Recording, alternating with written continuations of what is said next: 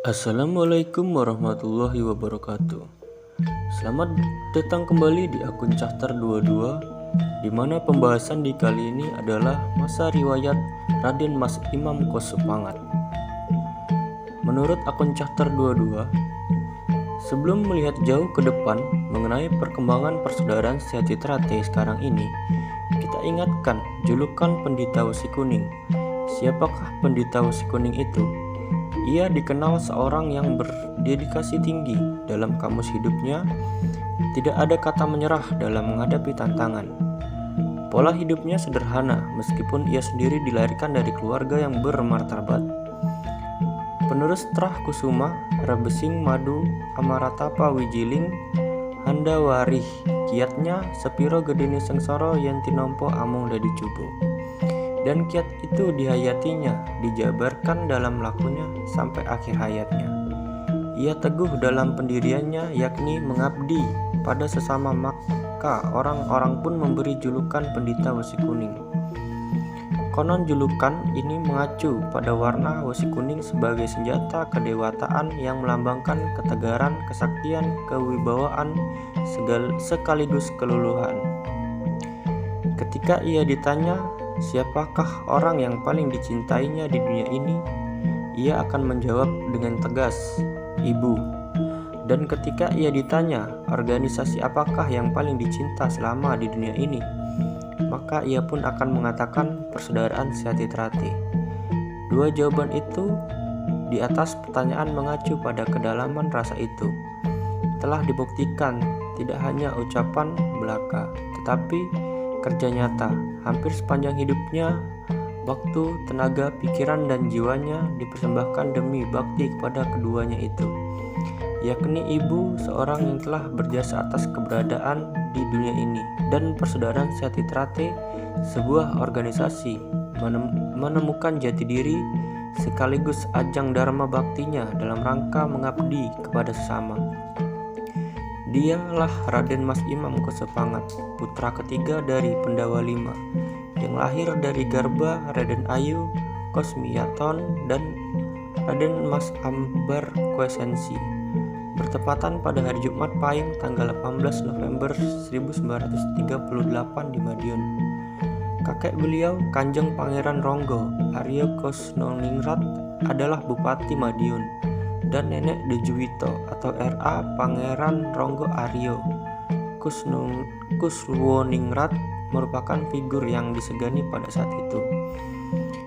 Menurut keterangan dari pihak keluarganya, Trah Kanjeng Pangeran Ronggo Aryo Kuswoningrat selain dikenal sebagai penerus darah biru, juga dikenal sebagai bangsawan yang suka bertapa berata, satu laku untuk mencari hakikat hidup dengan jalan meninggalkan larangan-larangan Tuhan Yang Maha Esa serta membentengi diri dari pengaruh keduniawian. Masa kecil Mas Imam Kosupangat dilalui dengan penuh suka dan duka. Ia seperti halnya saudara-saudara kandungnya, Raden Mas Imam Kusnarto dan Raden Mas Imam Kusmahyarjo dan Raden Mas Kusmiharjo kakak, serta Raden Imam Kuskartono dan Raden Mas Imam Abdullah Kuswijojo. Hidup dalam asuhan kedua orang tuanya, menepati tempat tinggal kakeknya di lingkup Kabupaten Madiun.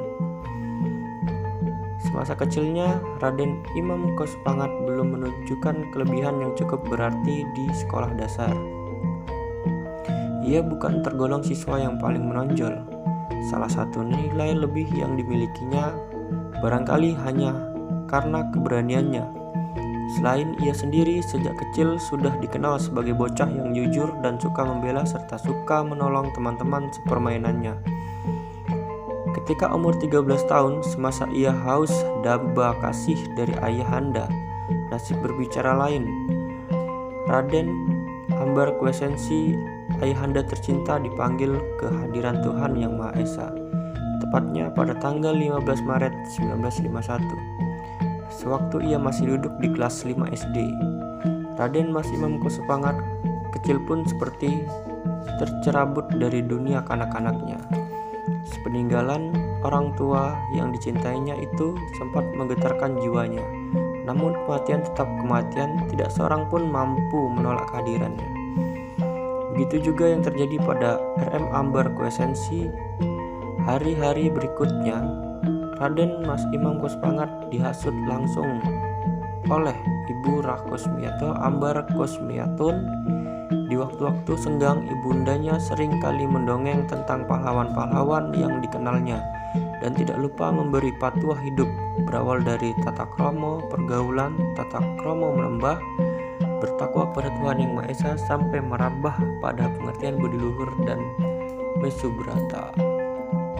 Masuknya Raden Mas Imam ke persaudaraan Setyaki Trate.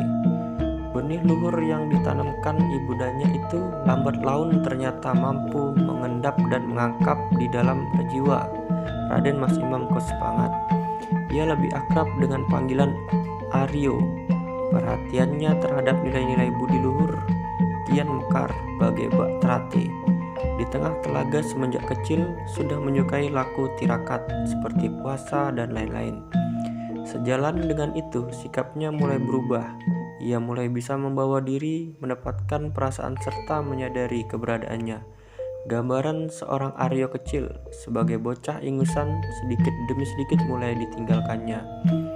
Rasa keingintahuan terhadap berbagai pengetahuan, terutama ilmu kanuragan dan kebatinan yang menjadi idaman semenjak kecil, kian hari semakin membakar semangatnya. Melecut jiwanya untuk segera menemukan jawaban, barangkali terdorong oleh rasa. Keingintahuannya itulah ketika umurnya berjalan 16 tahun, Raden Mas Imam Kuspangat mulai mewujudkan impiannya.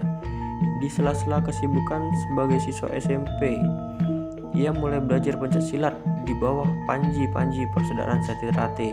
Kebetulan yang melatih saat itu adalah Mas Irsyad, murid dari Ki Hajar Hardjoatomo.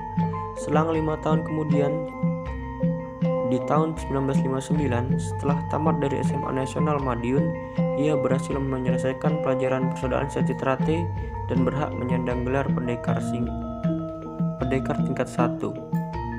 Demikianlah kisah semasa kecil Raden Mas Imam Kuspangat menurut akun Cahter 22. Apabila ada kurang dan lebihnya, mohon dimaafkan. Salam